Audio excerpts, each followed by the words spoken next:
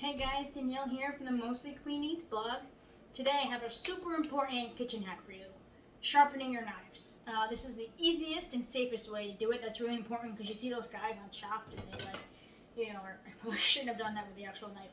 But right in the air, and I'm like, I have a high deductible insurance plan. I'm not trying to play around with that, which is why that was a bad call. Could have been dangerous. But having a sharp knife actually is much safer in the kitchen. And a quick side note, whenever I'm sharpening my knives, like Dave would get really nervous. I was like, Dave, it's better to have sharp knives. It's actually safer in the kitchen. And he was like, no, I'm not worried about that. I'm worried because you watch so much Wise with Knives and Snapped and all these murder shows. I'm actually worried about my own safety. But I assure you guys, he's mostly safe.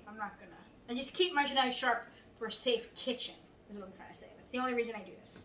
I use my knives an extraordinary amount. And I do this maybe once a month. Every 2 months, you probably have to do it maybe every 6 months to a year.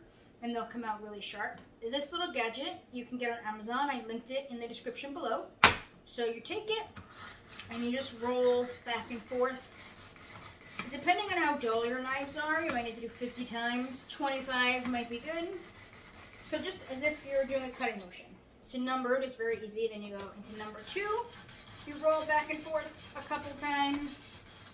And then the third one is the polishing one, so you want to go nice and slow and just drag that straight through. You don't want to go back and forth on that one.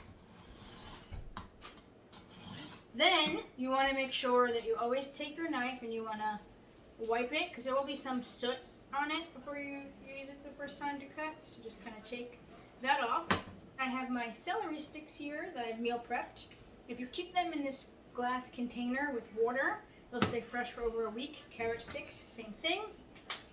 And then, so sharp, right? Perfect sharp knife.